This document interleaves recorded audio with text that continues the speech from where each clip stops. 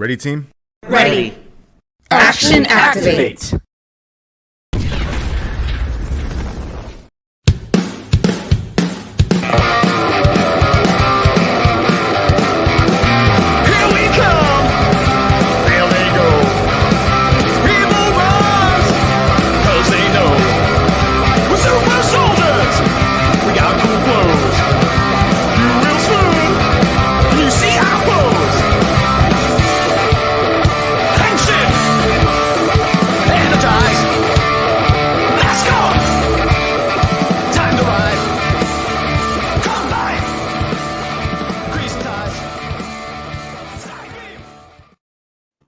Greetings, program. It's me, Gazbot, and we're here today, of course, with Action Activate, but it's a live episode. And why is it live? Well, with me, as always, of course, is this guy. Hey, it's me, but not just me. We also have our special guest, Clayton. Clayton, welcome to the show. Thank you guys so much for having me. Clayton, did you say your last name? Because I haven't. I want to make sure I get it right. Yes, it's Clayton Younkin. Younkin. Okay. There we go. So I'm going to give you a one-shot, Clayton, and why don't you let the people at home know who you are, what you're doing, why you're here. Sure. So my name is Clayton Younkin. I am the creative director, writer, producer of an upcoming animated sentai series called Neon Lights. Okay. I thought you were going to go longer. Sorry. I'm really excited to be here. It's an animated sentai series. I've been working on it for over a year. So now you're loosely defined as the creator. So yes, you came up with the concept. Are you the sole writer? Yes. I am very fortunate enough to have had a team of editors that I would send the scripts out to, and they would take a look at the material, tell me what they thought, what worked, what didn't. But then I would go back to the drawing board and write all the dialogue myself. That's awesome. And that, speaking of drawing, well, actually, Big Dog, why don't you throw a question in here? Because I got a lot. So I want to let you go. We have some more behind the scenes info than obviously some of the people joining us. Want to give a shout out really quick. Hey, Kev's Collectibles, thanks for being in the comments, and everybody else who may be lurking. But I know that when you came up with this idea, it obviously started before last year. What was kind of the tipping point where it went from idea to, let's call it the beta, just because I know a little bit more of the process on the back end? What kind of made Neon Lights an idea into a reality? So it started in December of 2019, and I was watching probably my favorite science fiction film, Blade Runner. And, I've been a lifelong Power Rangers fan. And so I was watching the film and just kind of sketching up character ideas of what a Rangerverse would look like in this type of, cyberpunk futuristic setting. So that's where the initial concept art came in. I'm going to get kind of heavy here for a second. So my husband and I had been looking to adopt, and we went to adoption classes, met with some people, and in January of 2020, we got a phone call and we were denied that right. So I wanted something to kind of pour my creative energy into. And so I took this concept, and it was initially just going to be like a motion comic. Right. But for some people might not know what a motion comic is. We do, but do you want to? Sure. So with a motion comic, it's a bunch of static images, and then you have voice acting, and the camera will pan, and you'll have maybe a couple animated things like explosions or action shots, but the whole story is told through static images. So that was the initial concept. Once COVID happened and we were kind of in lockdown, I kept rolling with the idea, but decided to learn a new skill.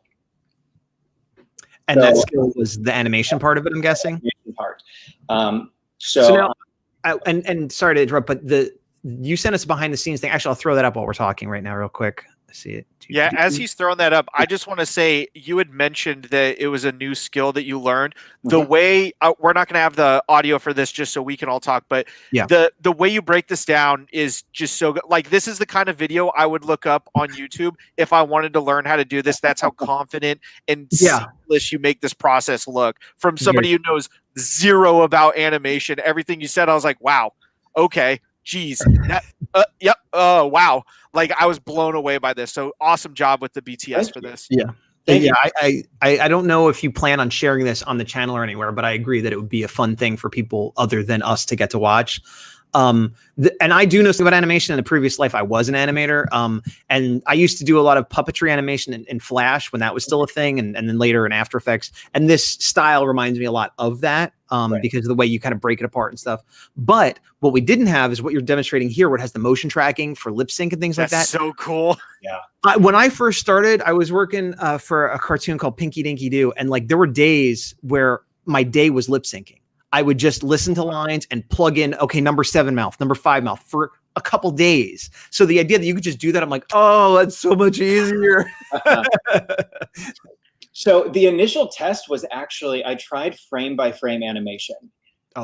So the initial Henshin sequence was 15 frames, and it took me a week to illustrate everything, and then a weekend to animate it, and it was 15 seconds. That's pretty good, actually, speed wise. I mean, I know it's terrible, but that's actually pretty good.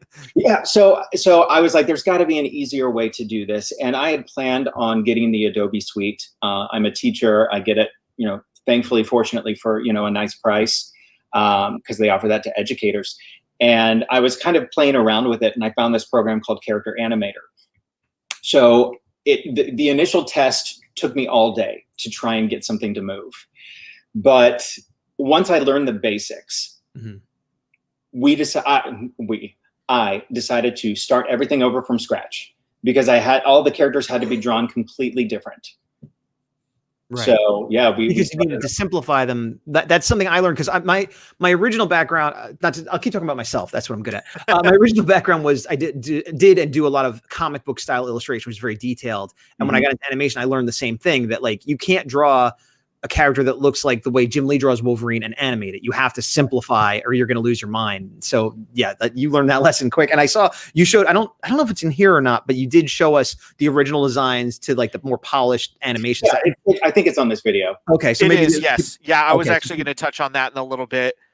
But what I was going to say though, is that even though you sort of streamlined it, these are still quite detailed for animation. Like I'm very lucky to have a wonderful artist named Eric Delgado, who thankfully, fortunately, went through all my concept art and reworked it so that it would work better in animation. And he's done a fantastic job. So definitely want to give him a shout out. So other than you and Eric, are there any other visual artists working on the animation illustration stuff? So there are some people that I met through Fiverr, some freelance people doing some 3D rendering stuff that have done like the title cards and the logo image. But, other than Eric and I, it's pretty much it. We're a small team.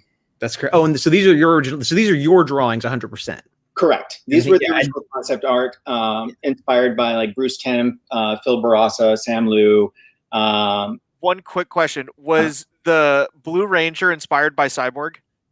Like this design specifically? No. Like from DC Comics? Yeah, well, I'm thinking from Teen Titans because the blue and the way it melds with the white and black, I got the best nostalgia when I saw that, and the bike behind it, where I was like, oh, the second you said Bruce Timm right now, I was like, oh, the DC animated stuff brings me back. So sorry, keep on going. I love DC animated stuff, but I'm no, wasn't inspired by Cyborg. I wanted to have strong female representation. And so I wanted a female that I could look at and just be like, yeah, she could kick my ass. I'm sorry. Can I say that? Yeah, that's PG. We try to keep it G, but if you drift into PG, it's not the end of the world. I think, and speaking of which, we have a couple of the people behind the scenes in the comments right now. We have the Kira actress, and I believe we have Maddie, who plays Oliver as well. So hi to everybody in the comments. I'm sure there's some more people lurking as well. But so with this, obviously we're looking at this, and another kind of one of those things that I knew zero about before watching your video. So 150 to 200 layers is what you said each of these characters is, correct? Right. That seemed like a lot, even to me. Like that seems like a lot. It is. So anything that moves is on its own layer. So the blink cycle is 3 layers. So every time it blinks, the eye gets a little, smaller, and then opens back up.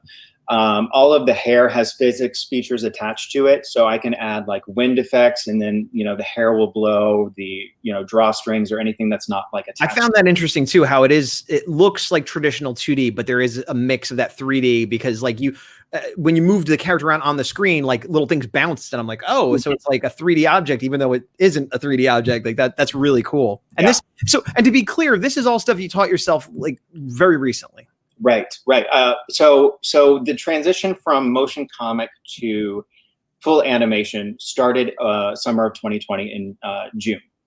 So we were initially set to record the entire thing in June and premiere in August as a motion comic. Mm-hmm. But the space that we had canceled our contract due to COVID concerns and restrictions, which totally understandable. But when the project got pushed back, that's when I was like, let's take it that step further. Mm-hmm. That's awesome. I had a question up that I just closed because I had it up because I wanted to address a question in the chat, but it was covered up Big Dog's face, so I feel bad. It's all good. Secret Kingdom wanted to know, they know you're a teacher, which you are. Are any of your students excited or know about Neon Lights? So I try to keep my work life and my personal life separate. Mm-hmm. Some of the former students that I've worked with in the past are actually in the show, just because it was COVID and I couldn't hold mass auditions. So I wanted to use some people that I had worked with in the past that know my directing style. But slowly word has kind of spread through my student body on campus. And can we say what kind of teacher you are? Is that okay? Sure. I'm a high school theater teacher. Right. And I in addition to just acknowledging what you do, I think it's important because if you're like a math teacher, maybe people will be like, whoa, what's he doing? But being that you're a theater teacher and have actor students, of course, they're going to want to be involved and be excited, Right. And I have students that are, sophomores and juniors that have found out about it. And they're like, I want to be in it. And I said, no, you're still my student. Maybe once you graduate and some years have passed, then we can talk. But that's very Power Rangers mentor of you. I appreciate that. Yeah. Once you have accepted the initial training, then you can elevate yourself to Ranger. There you go. Just see, in and out of the classroom, you're keeping it going. Awesome. Oh, sorry. I see another question here. Well, same person, but Secret Kingdom wants to know, will they have Zords or giant robots fight? So there's not a whole lot I can go into in that respect. I'm trying to diverge from major spoilers, but I will say that it does follow some of the Ranger formula pretty close. Okay. So just stay tuned for that. All right. Well, I will follow up with a question of my own. Similarly, I don't want to, again, I'm thinking what I could say and can't say. We are aware that there are bad guys, for lack of a better term. Like there are villains in the series. Most of what I saw seemed a lot more like corporate or head villain, kind of like up in an ivory tower sort of thing. Are we going to see any, for lack of a better term, lieutenants or second in commands, or like, are we going to see a Ranger equivalent or a monster equivalent or some sort of baddie of the week or like something like that they will have? So there are several different. There are several different antagonist forces. I don't want to say the term villain. Fair. I don't think there is necessarily a villain. Okay. So the main antagonist is Cypher, and Cypher is unhappy with the structure of the way that this city, our setting, is kind of taking place in, and so they are more of an anarchist, and they seek radical change. And in this city, the city has been rebuilt from the brink of, global extinction by. We haven't talked about that yet. That it is like the last city on the planet, basically. Yes. So that kind of draws some inspiration from RPM. I wasn't going to say that, but that did cross my mind. Have you seen every season of Power Rangers? I have not. Okay, but you've seen RPM. So I stopped at Turbo. Okay. You've only seen Mighty Morphin to Turbo. So I stopped at Turbo. I watched as a kid Mighty Morphin Zeo Turbo. And then what pulled me back into it actually was the Boom Studio comics. Wow. Nice. Fantastic. And so I was reading the comics, and then when I got to Shattered Grid and all these new characters were being introduced, I was like, who are these characters? So I went back and started watching the seasons. I finished Turbo. Then I went to, In Space, finished the Zordon era, and then I kind of jumped around. Some seasons are more watchable than others. I agree with that. So RPM was a big inspiration, but instead of kind of this Mad Max dystopian setting, I went with the neon saturated Blade Runner, cyberpunk look. That I love that. You had sent us one of the files was sort of like I don't know if it's sort of opening credits, but it's not quite opening credits. Like I don't know what you call it. For Act 2. Yeah, for Act 2. Yeah. Would you call it opening credits, or is that like an interstitial? It will be the opening credits. Okay. And that is actually, I did post that on our Instagram after I sent that to you. Well, this is what I was going to say. The one you posted on your Instagram, because I saw that, and then I was looking through the stuff you gave us, and I'm like, where's that song? Because there was a song like with lyrics and stuff, and I couldn't find it. And I'm like, oh, he sent us the one without the lyrics. And then so I kind of wanted to share a piece of that song if I could, but if you're okay with that. Absolutely. Okay, and I'm gonna just stream it from your Instagram is what I'm gonna do. Because I want people to hear this song, because like I was really impressed by it, to be honest. Yeah, like, the music was fine. I'm like, okay, this is fine. And then when I saw the version with the song, I was like, this, like, I hate when people use this term because they use it with me when I do stuff too. But I take it as a compliment.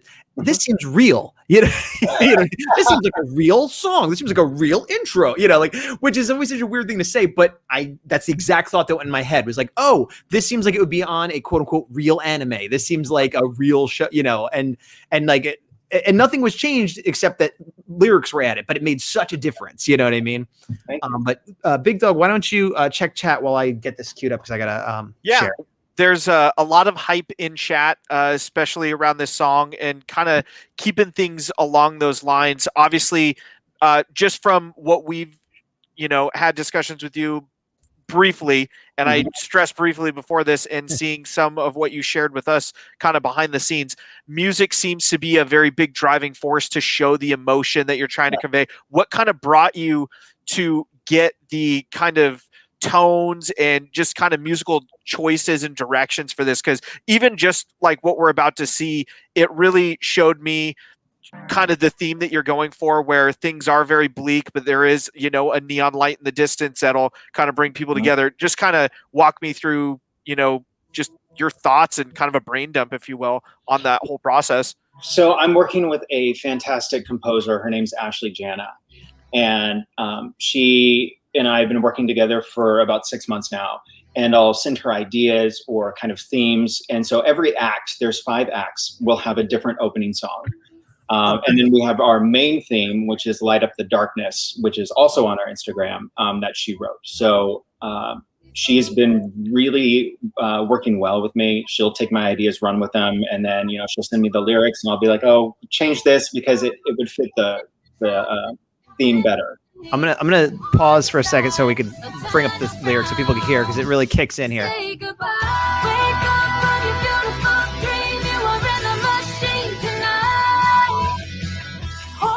Sorry, I wanted to give it its due justice for a second. Please continue. Yeah, so Ashley wrote our initial theme, and then after hearing that, I said, well, we've got to do more with this. And as a theater director, I'm big with all elements kind of working together cohesively, not just the visual, but the visual, the audio, the story.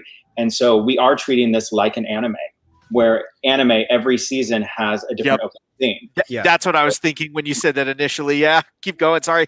Yeah. So she's actually supposed to be sending me the Act 3 opener this week. So I have the audio for that, but not going to release anything extra yet. Who composes the musical part of it? She did. She composed it. Oh, okay. She wrote the lyrics. She did the audio arrangement. That's fantastic. Everything I could have ever wanted. Yeah, and I didn't talk about this, but as we go in there, I love the shots of the city. Like it looks like the neon city. It's very Blade Runner, as you said, but I love the way the camera, like back in the day, there would be like a miniature set with like a camera moving in it or something like it. But right. Like, yeah, I think it's coming up to it right now. Maybe I spoke too soon, but it just, and some of this is a combination of stock footage and then original 3D imaging that was done for the show. So is this stock live footage of real buildings or stock footage of like CGI building assets? The stock footage of assets, like in I can't remember what the kits are called. Kit bashes. Okay. where you can, it gives you a bunch of free assets that you can use, and then you move the camera around how you need it to. I'm gonna turn the volume off now. So yeah, you can see a lot of work in progress stuff on here. And like I said, this is on the Instagram. There's a lot on the Instagram. I'm just trying to share a little bit while we talk so you guys have an idea what we're talking about. I'm going to end this one now because I think it's almost over. And I mainly wanted to share the song on that one. But let's see. Okay, so one other thing I wanted to share visually was you sent us the henshin sequence. Yes. Yes. I think I have it here. Let me put it now. This is it's sort of a group shot. Is it always going to be a group shot, or will they have individual shots as well? So it is always going to be a group shot. Okay. For the first 4 acts. Okay. Okay. All right. Sorry. So this was my New Year's Eve or New Year's Day, just kind of status update of the project. Oh, okay. It's like, hey, we're still around. We're still working. We've been kind of quiet for a little bit, but things are still moving forward. All right. I'll throw this up and I'll put some audio on it too.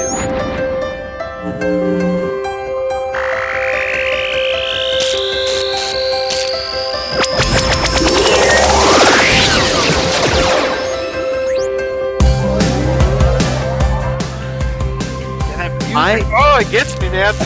I am a sucker for like grid wireframe stuff, like you got one in the background. I don't know why, but that aesthetic. I'm like, I don't put the phone in the front with wireframe. So my favorite part is the helmet. Same. I was gonna say the visor. Every time I've watched it like 10 times now.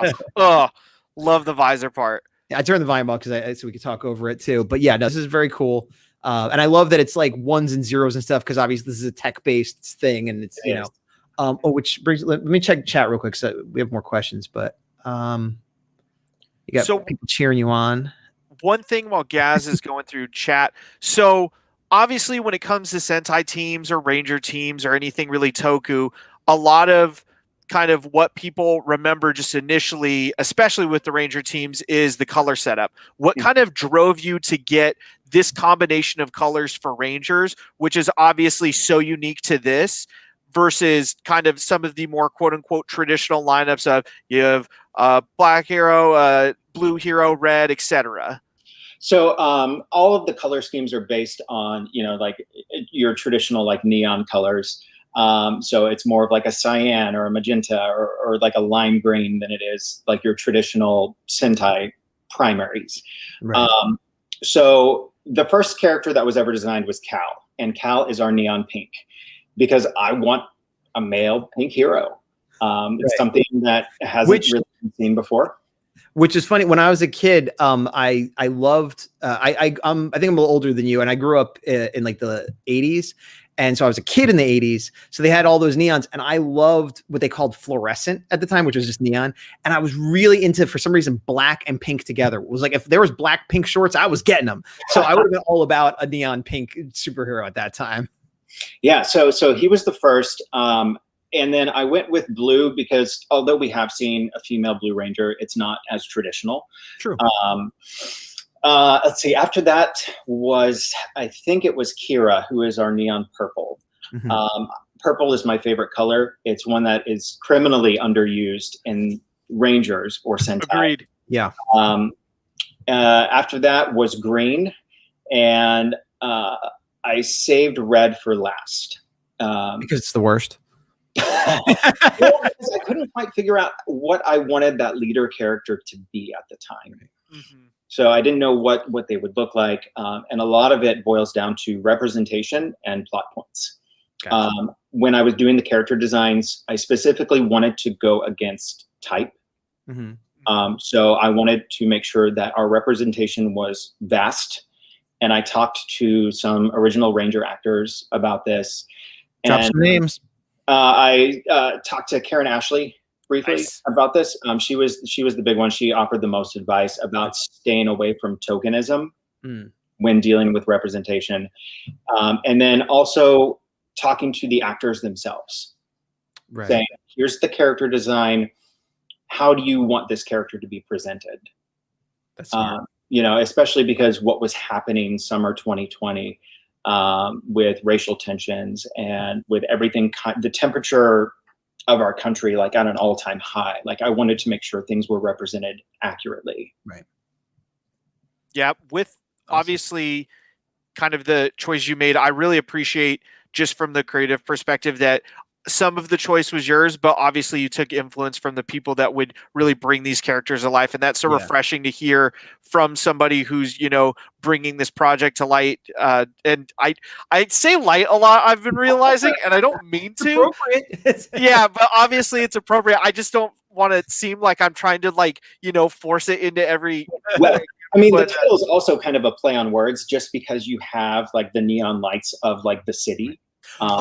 Let me ask you, this is a dumb question, and I don't know if I missed it or if you didn't get to it yet, but Neon Lights is the name of the show. Yes. And I apologize, this is probably a dumb question. Is it the name of the team? Yes. Okay. Was that said somewhere and I missed it, or did they not reveal that until later? So what you received was the first 5 episodes of Act 1. Yeah. And it ends with them sort of getting their powers per se. So they haven't established themselves as a team by that point. Okay, so I'm not a complete idiot then. No, not okay, because I did assume that was the name of the team, but I'm like, maybe it's not, because there are times when the show is called Equalizer and there's no one named Equalizer on the show. You know what I mean? So right. With the different acts and the way you broke it up, I know that Act 1 kind of has its own trajectory for timeline and plot, things like that. Mm-hmm. Is there one specific act that you wrote that you kind of felt was the most challenging, but at the same time may have been the most rewarding, where, the odds may be stacked against us, there's something going on without, spoiler free, but is there one act where you're like, oh, this is the one where this is the shattered grid. It's not the beginning, it's not the end. Maybe it's the middle and just has a little extra spice. So when I started writing, after the concept art, when I started writing the show, I started with an outline. This is my outline. And I had so many ideas as I was typing up the script, and it was like, no, don't stray from the outline. Don't stray from the outline. And then it got to a point where it was like, I don't need to be married to this outline. Mm-hmm. And the way the dialogue was happening and the way the story was going, it was like, no, if I don't take this chance, if I don't stray from this initial outline and go this direction with it, I'm going to be missing out on some really cool moments. So the outline, or the show, follows the outline pretty good for the first 3 acts. And then after that, it diverges. And so Act 5 is completely different than the way I envisioned it. It is the coolest act. And I think the cast, for them, it's also their favorite, just because of what happens. And it resolves a lot of kind of loose threads that happen throughout the show. And that's the big thing. So it was originally season 1, 2, 3, 4, 5. Right. I realized it follows a 5-act narrative structure. Mm-hmm. So Act 3 is going to be like our big kind of climax act. So that's why I decided to change it. Year 1, Act 1, 2, 3, 4, 5. Gotcha. Calling it Year 1 implies there will be a Year 2. Or a Year 0. Oh, you're going to do some prequel. I love prequels myself, so I had to just, jam that one in. Clearly you have the outline and the vision of the whole thing. Is it actually scripted and written all the way to the end, or no? Yes, it is. That's impressive. That is so impressive. It's 49 episodes. Each episode is roughly 10 to 15 minutes long. And the reason I wanted to do it that way is because I wanted to kind of be nostalgic for my youth, which was that Saturday morning cartoon feel. Right. Where I would wake up Saturday morning, turn on the TV, and watch a new episode of whatever it was I was obsessed with at the time. And so I wanted to have all done before we started to record. Right. Because I also wanted to make sure there wasn't any plot holes, and that I was kind of wrapping up character arcs and narrative threads in a timely fashion. Right. So 49 episodes completely written, recorded, everything's good. That's smart too with the recording, because if something happened with an actor where they had to leave town or something, you have it all done. So, well, I guess, okay, there was a question that came up before that I forgot. I'll put up here, which I know the answer to, but when is the release date, or do you have one? So yes, the release is coming June 2021. Which is this year.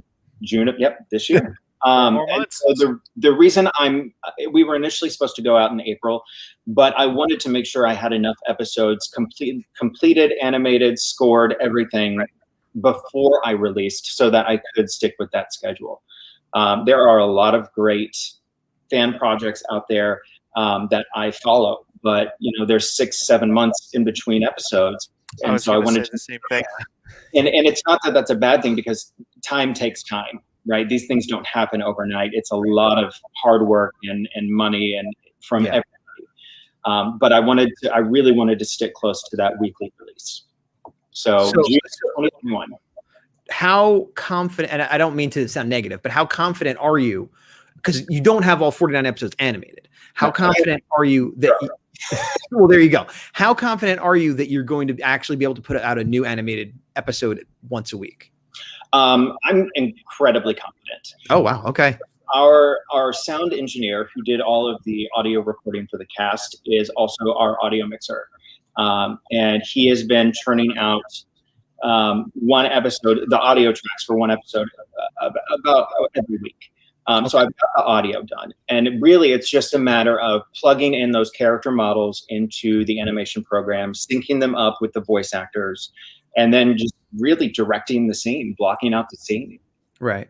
Well, and you did mention that while you have these basic assets for, standard poses and conversation stuff, there for action, you have completely different assets that might not even animate, but just like pop in just to like give it more power. So character animator is good for what it does. Mm-hmm. It's good kind of from the waist up. I've tried for months to try and get a good walk cycle. And every time, like it'll look good for a little bit, and then I start walking them again, and then their head will pop down to like their stomach. Right. And so, there are certain things I just have to accept are not in the cards right now. Right. Because you're a one-person show at this point. Yeah. Right, at this point.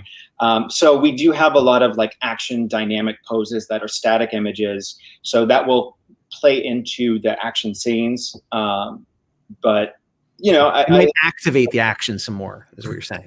I do. One thing that you mentioned earlier that kind of got a lot of this inspiration, it seems, was, falling in love with the Boom Studio comics, going back, watching old seasons. Are there any moments, whether it be an issue or a moment in a comic or from a season that you either rewatch or watch for the first time, where you saw something, you're like, oh, it'd be really cool if, and it just kind of like snowballed you into an idea into the show without revealing anything? I want to keep it totally ambiguous, but you're like, oh, one time I saw Forever Red and I was like, that's kind of cool. You know what I mean? So there was, one of them was getting introduced to Lauren Shiba. Because I didn't watch, was it Super Samurai that she was in? Yeah. And a very underrated season, I'd like to say. I may have haven't seen it. But seeing a female Red Ranger that was incredibly powerful was something that really inspired like the direction of the characters, the female characters. But then, like I mentioned earlier, RPM, the Dome City, Last City Standing, that was the one that really got me thinking of character location and how the characters would interact. Right. The city itself in neon lights is called Bastion, and it is divided into sectors by wealth. So at the center of the city, you have those that control the majority of the wealth and the power, and then those that are on the outskirts are really struggling to survive. Right. And so the way it is set up is that it is a physical representation of a caste system. So our characters come from all different parts of the city. So they all have different walks of life. And so watching them interact and kind of their perspectives come through was something that really led to some interesting character dynamics. Which makes me think of what you were saying before about how you don't want to say anyone's the villain, because there's all people have different points of view and different motivations that might come across as villain. But so I like that. I mean, as much as I'm a fan of a guy going like, I'm evil, I'm going to destroy the world. Like it is nice when there's like more subtlety. I'm trying to think if I can ask this, because I'm worried about, so this is why live is not good. Cause I could just ask this and then cut it out. Okay. You mentioned Cypher, right? and he is a sort of an anarchist who wants to break down the caste system, and he doesn't like it and whatever. So depending on your point of view, he could be a villain, a hero, or something in between. I really don't want to. Okay, ask it. The team is going to come together, Yes. right? And I feel like okay, they're going to be told about what he's doing, and it seems like you're setting it up to like they got to stop him. No. But okay, well, I'm trying not to say okay. So it's more a conflict of ideas. Yes. Right. So the way that the location is set up in Bastion, both sides don't like the structure. Both sides agree that change needs to happen. But is it radical change, tear everything down, start over from scratch? Or is it smaller incremental change with more progressive ideas that lead to like equitable assets within the whole city? So that's really kind of where the struggle is. Okay. All right, I'm gonna leave it there because I feel like I want to ask more, but it's gonna be spoilers that I'm not supposed to give. So I'll just leave it at that. When it came to the settings of the layers that you had mentioned, is there one layer or LAYER, not like a secret layer in case it's not going properly for the chat, but is there a specific section of the city that you had the most fun using the environment to tell that part of a story? Like, was 7 better than 1, or did you really like 4 for whatever reason? Like something about it? From a writing perspective, I had to stay non-biased, and I had to show the good and the bad of both. Makes and sense. so I really liked writing Sector 7 because it was really about writing people that are stuck where they're at. They're kind of stuck where they're born into, and how someone survives. But also Sector 1 was fun because you have people of immense wealth and privilege, and it's completely different. The one thing I really had fun coming up with is there is a traveling casino called Gomorrah, and it pops up in a different sector. And so it's kind of the one place where people can let loose because it doesn't get rated, because it's always going to be in a different location. Oh, it's like the people that set up online poker things on a ship out in international waters. Is it also a reference to Sodom and Gomorrah? Yes, it is. Okay.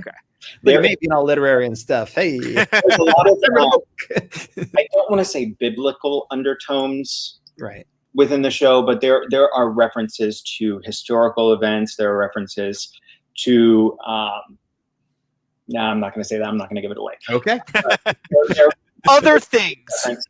There are lots of things. There are lots of things, but I couldn't call the casino Sodom, so I went with Gomorrah. Fair enough. I think option 2 is a little bit better.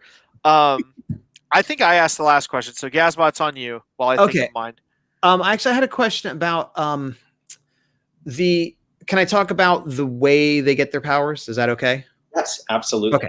Okay. So they're all in this building like by chance together, and there is an accident, and they get the way it's described is their cybernetics are augmented beyond what would normally happen.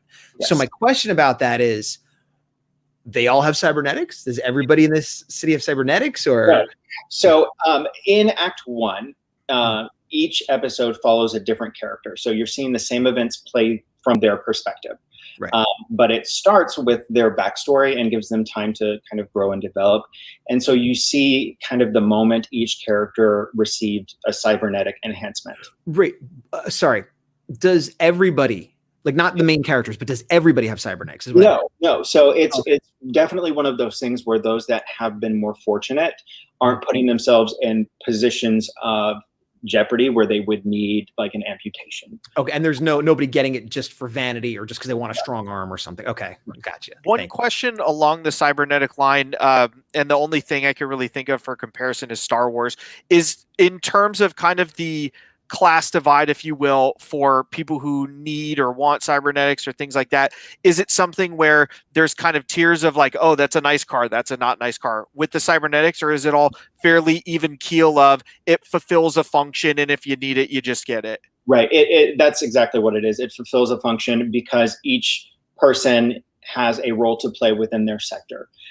For example, Sector 6 is all about manual labor, farming, production of crops. Sector 4 is manufacturing, So if the person cannot perform their duty in their sector, then they are useless. So they have to get these cybernetic enhancements to continue to function, which it's all a machine, which is kind of a reference to the lyrics of the song you played earlier. Yeah, you're in the machine. Yeah.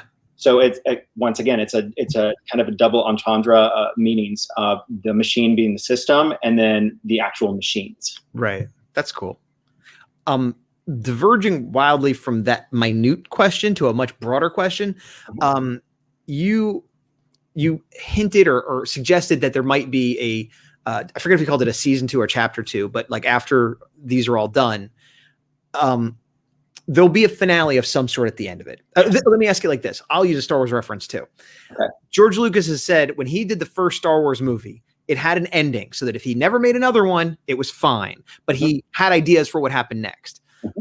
When we get to the end of this story that you've currently done, is there an ending which would be satisfactory and we don't need more, but maybe you'll do more? Or is it going to be like a cliffhanger where we really need the next part?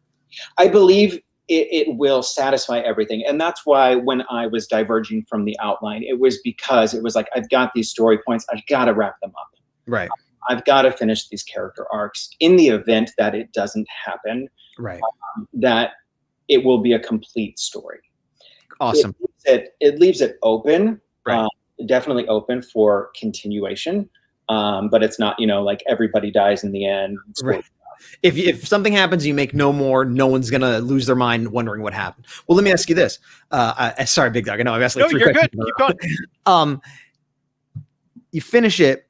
What is the deciding factor if you continue the story? If I'm awake, really what it'll come down to is, I think, demand. Like if people want it, then we'll definitely do it. This has been an expensive project. And I've been fortunate enough throughout COVID that, I still was able to keep my job, and I wanted to make sure all of my actors were paid. Mm-hmm. And I wanted to make sure everybody that was involved in some way, shape, or form was paid for their service. So it is expensive, and I decided to opt against crowdfunding for this show because it's tough times for everybody. Right. So that's one of the factors that may come into play. Maybe a season 2 you would crowdfund now that you have proof of like. Right. And that's the other thing is the Ranger community has been burned a lot by crowdfunding projects that never came to fruition. Some people on this show. So I wanted to say, here's the show. Here's what we can do. Take a look at our concept and then, go from there. I didn't want crowdfunding to be my first step. Yeah. Smart. That's cool. With kind of that in mind of the potential future plans, do you know kind of like a theme that I've been noticing with this story, obviously the next evolution of things? If there was, one thing off the top of your head, you're like, oh, if we did year 2, this is the first thing I would like, kind of evolve into.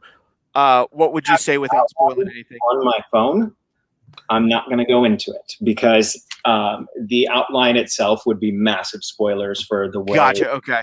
one ends. But there is an idea there. There's an idea. There are characters.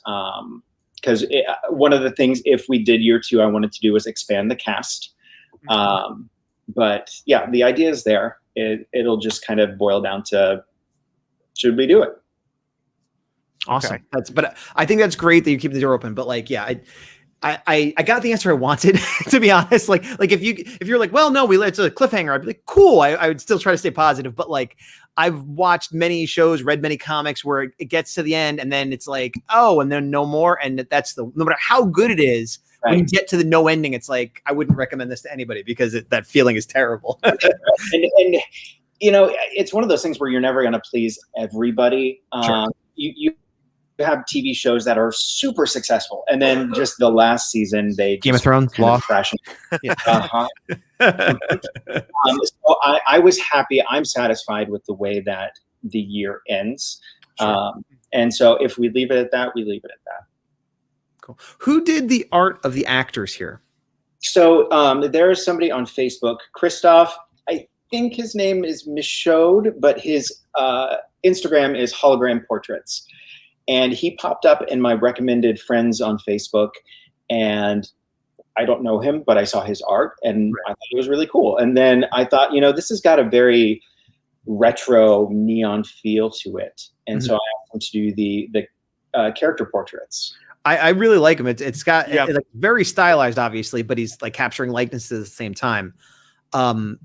My question is, will those portraits be used in the actual official? Because like what we're looking at here, I'm not sure how much of this is official and how much is just like, hey, here's some behind the scenes, So up to that point that you just ended is official. Like that would be the opener for Act 2. So all of that then. Mm-hmm. Okay, okay, but then later, okay, gotcha. So that's very cool. And then the lyrics come in, and it seems real.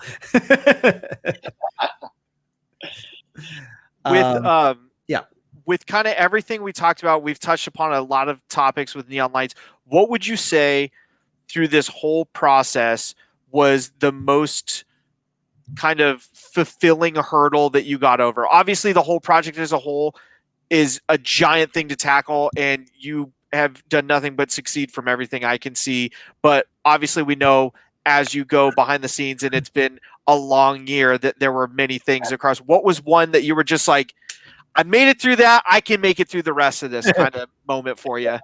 Day one of recording. So some of our cast knew each other.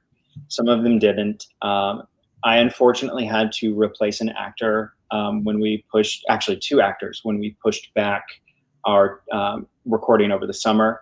And so a lot of these people had never met, and I had never heard the script out loud. And as a theater director, like that's the moment I know it's real, is that first read through. And it's very difficult to get everybody over Zoom to table read 49 episodes. Right. So, it was a big kind of anticipation of, is this going to happen? Is it not? And so I looked at the Texas Film Commission's COVID guidelines. And so I made sure I followed every single one of them to make sure we did it in a safe manner and we were spread out far enough. And then the cast started slowly coming in that day. And I was like, is everybody going to show up? Because I don't know, the 2 actors I had to replace, I replaced with some really wonderful people that I had never met. I had posted something in an audition group, and they auditioned and they were cast in those roles, but I had never met them. So I didn't know if they were going to follow through. Right. And then everybody showed up. And so it was just like a giant. And then we started reading, and it took a moment for the actors to kind of get into the groove and get used to working with each other, which I think reads well because the characters are also learning who the other characters are at the same time. So it's got a nice sound to it. And then once they hit their stride, these actors are incredible. They do some things with these characters that I even didn't envision when writing. So I'm really proud of my cast. So that first day, getting those episodes done, it was so you got everybody together safely to do a table read through. Did you then record the same day, or did you ever have to record their lines separately? Or so we didn't have a table read through. What were you just discussing just now? So that was the recording. So so the way it worked was because we had to pay for the recording space as well. Oh, gotcha. Just came in, we recorded the episode, and then I was taking notes about things that needed to be fixed. And then they went back and we recorded it again with those changes. And then we did any line pickups. So say line 52, let's do that one again. So you essentially recorded the first time through table read and then just patched up where you needed to. Yes. So yeah, we got 2 recordings of every episode done. And then, as a theater director, I'm used to quickly taking notes of things that need to be done. And so the actors all have stage experience. So they're used to just kind of adjusting on the fly. Okay. And that was actually kind of going back to a question a while ago about talking to Ranger actors. I had talked to Johnny Young Bosch right before, like the weekend before we. Oh my gosh, Johnny Young Bosch? Yes. Right before we started recording. And I said, look, we're doing this animated series. Do you have any advice? And then they said, did they have any voice acting experience? I said, I don't think so, but they're all stage actors. And he said, that's great. Let them, physicalize as much as possible, because stage actors are used to kind of going over the top because they have to project, the character. Yeah. So, that was some really solid advice. That's awesome. I love how much you got from all these other actors that we've heard nothing but good things about. And this is just another, take and review of like Karen Ashley was awesome. John Young Bosch was really helpful. One, kind of half sarcastic question: what's in the water in Texas where everybody does Toku projects? Because Tatsu. yeah, like what's up with you guys? I love it. Yeah, so that's one of the things. I kind of got introduced to this indie Toku world last year with Ancient Warriors and Jamingers and Unworthy. So that was kind of my introduction to that this was a thing. Yeah. Then I saw that there was a hashtag Texas Satsu. Yep. That's pretty cool. So yeah, there's 5 or 6 projects coming out. I think more than that, to be honest. Really? Yeah. Yeah, I mean, Immortal Red Fox and Red Fox, the comic book one, Time. Oh, I can't remember what it's called. Oh, yeah. It's why am I forgetting it? Well, anyway, there's a lot. Is the whole point. Yeah, there's a ton. Yeah, Jamingers, Godai Warriors, Special Squadron V. There's And what's odd to me is that it's Texas, and nothing against Texas, but I'm from the East Coast, and we got like the Japanese stuff a little bit, but I live in California now, and it's huge here, and people grew up watching this stuff because it's so close to Japan, and there's a lot of Japanese people living here. So you would think it would be happening here in California, but Texas is the place for some reason. Yeah. If you think about it, a lot of Rangers have come out of Texas too. I mean, the Rocky Adam Aisha, they all came out of Texas. Yeah. So I think it's something to do with it. My kind of headcanon for it, if you will, is people in California just try to be on Power Rangers. People in Texas go, we're going to make our own insert thing that inspired me. That's kind of the difference. Good point. That is a really good point. Yeah. And I think COVID had a lot to do with that for a lot of these new projects, because when you're isolated, your creative juices start flowing just like it did for me. And so it still doesn't explain why Texas when everybody's locked down. Still, and people were doing it in Texas before. Texas, there's something special there. There's some little meteor under the ground you guys don't know about or something. The Zeo crystal is hiding underneath. There you go. Yeah, just get a donut and you'll find it right underneath. One thing I want to say, not a question, but kind of on the theme of that, both you and many of the other projects we mentioned, I think are really good examples to everybody who's been having a lot of mixed emotions over this last year and really doing something so positive and being able to share it with everybody. Like, I know Gaz has done it for me and many others through his art.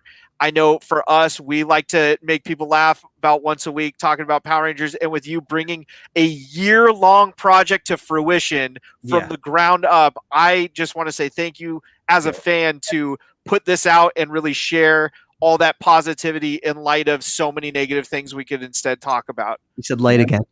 Dang it. All right. Everybody hydrate every time I bring up Overdrive or lights. Speaking of which, Clayton, did you watch Overdrive? My favorite season. Oh, he does it every time. Have you watched that in your go? Okay, good. So I was told Operation Overdrive and Megaforce skip. That's what I've been told. I disagree. I don't think you should skip any season if you have the time. I mean, people might not have time. But good, bad, or indifferent, my thought is that you should watch and make your own opinion. Sure. And even the worst seasons have fun moments in them, or good suits, or And like I said, I gave up during Turbo as a kid. Rewatching it, that pizza episode is probably one of my favorite moments in the entire series. Just it's because very funny. It is very funny. Yeah. And so, yes, if I have the time, it's one that I'll get around to. But I wanted to hit the ones that were strongly recommended. Yes. In Space, Time Force, RPM, SPD, and Jungle Fury were the ones. Hey, you said the magic words. Gazbot's back on when you said Jungle Fury. Always forgiven. Always forgiven. Of the entire series. The best what? Theme song. I think we voted on that in an episode, didn't we? Yeah, we went through all of them, and we're super biased because the theme song is great, but we also love the season. And I feel like, for better or worse, we weigh so much on how much we like the season into the theme song. Like SPD, we enjoyed the theme song. I would say we like it more now because it's like, oh, remember all those good episodes we watched? Oh, That's, man. that's any song. There's a song you like because it reminds you of a good time you had in high school. It doesn't mean it's a good song. It's let me get back to Neon Lights for a second. When you're talking about all the recording and stuff, did you do any voices yourself? So it's been a while since I've been on stage performing. So we sent out a casting call for people that weren't local for additional voices that show up in Act 1 or show up just kind of momentarily that don't have a whole lot of interaction with the other characters. Right. And one of the actors that was cast did not follow through with their recording at time. And our audio guy was like, I need these lines. And so I just got the mic and was like, I'll do it. So you weren't going to, but you stepped up to the challenge. And were you glad you did? Did you have fun? Well, I mean, the episode needed to get done. So, but you didn't have fun once you got into it? Like, I did. I had a good time. But it's one of those things where the older I've gotten, the more I've been around this business, I like to kind of be behind the scenes. I don't necessarily need the spotlight on me. Like, I've had that time. Sure. And so anytime I really talk about the show, I always want the focus to be on the cast, the actors. I'll defer like to story writing, storytelling. That's my thing now. That's what I enjoy. Jungle Fury. Yeah. Well, that's very magnanimous. Not everyone feels the same. There are plenty of directors that feel the need to put themselves in. And to be clear, I would be that director. Like everyone can have their moment, but I get my moment too. I'm just happy to be much here. more humble than I, sir. My moment comes with, I think, running the Instagram and seeing the comments and seeing the messages. You get the positive feedback, and that's my moment. I And guess also because you're not like the director, you're the writer, the creator. Like anything somebody likes about this is a compliment to you because you did, right. And so that's where I enjoy it. And so I definitely want to push the actors to the forefront, and because I'm kind of running the Instagram, the social media, and then when we launch the YouTube channel, that's what I enjoy, is reaching out to other people. Well, we're coming up on an hour, and we try to keep these to about an hour. So Big Dawg, why don't we do one more question each, and then we'll let Clayton give his final thoughts. So if you were to meet somebody who has watched maybe 1 or 2 seasons of Power Rangers as a kid, maybe likes watching a couple of the superhero movies, and they're just looking for something fun that brings that feeling back, how would you give them your elevator pitch on Neon Lights? So I would definitely pitch Neon Lights as a animated, all adult or all ages show inspired by Power Rangers, Super Sentai, and sci-fi fantasy series from the 80s. It's a lot of it is rooted in nostalgia, but it brings new relevant topics to the table and to the conversation. So yes, we do deal with issues that are relevant today, but we do it in a safe environment because it is a fantasy setting and we explore all sides of the story. Awesome. Well said. Thank you. All right. Well, my question is my standard question that I like to give people. Of the seasons that you've seen of Power Rangers, who do you think is the best Red Ranger? Ooh. And that could mean whatever you want it to mean. Mm-hmm. I'm going to have to be very careful how I answer this. You can't include your Power Rangers. You can't include Neon Lights. Sure, absolutely. I gotta go with Jason.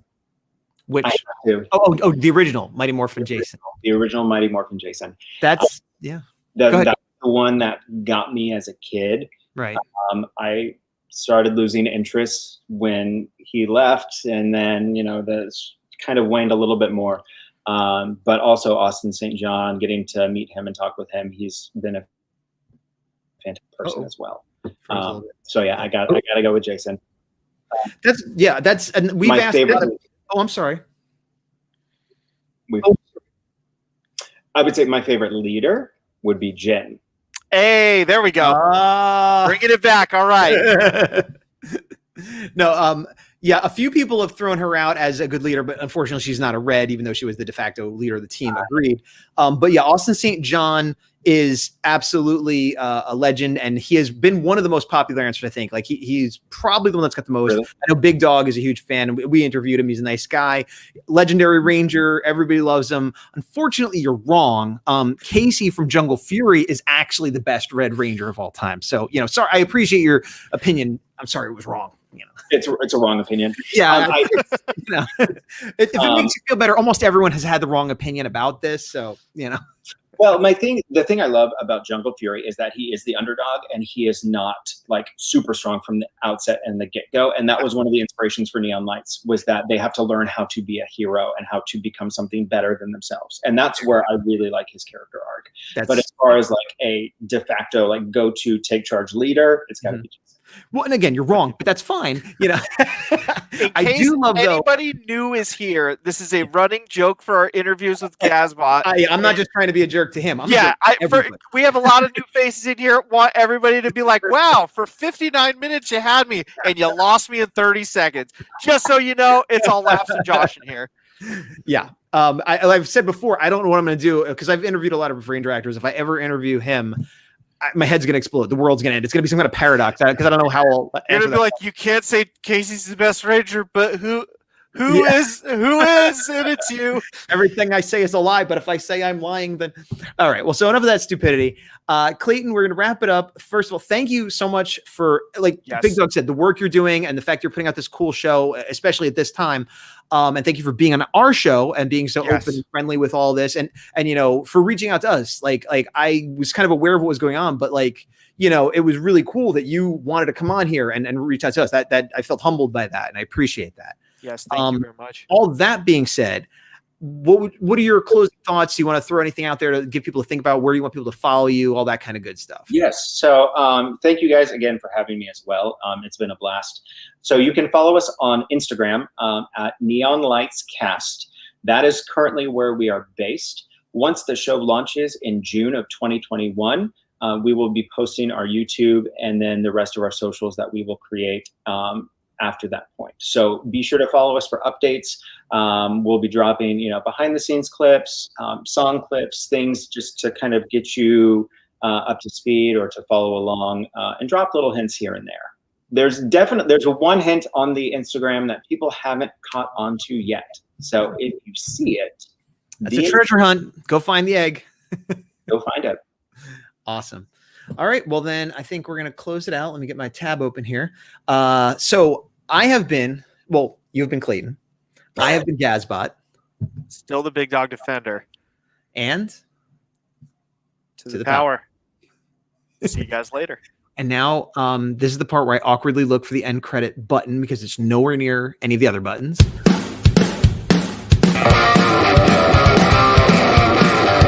Don't worry, opening credits are too. There they go.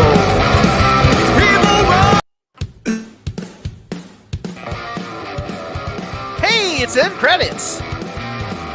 I totally did. I didn't even realize till you said something that I was. I know that's what I knew. If I was silenced, that nothing would happen. Also, we regularly talk over the end credits, so feel free to ramble as we do. Unmute yourself if you want, or stay hidden from the madness that engulfs us. When this ends, I'm going to play the action activate intro again. Yes, please do. I want to see it end. Do it right now. Ready, team? Ready. Action activate. Oh, it's so cool. It's so cool. Going back to what we said before, that makes me feel like we're real now. All right. Thanks again. Bye, everybody. Bye. Bye.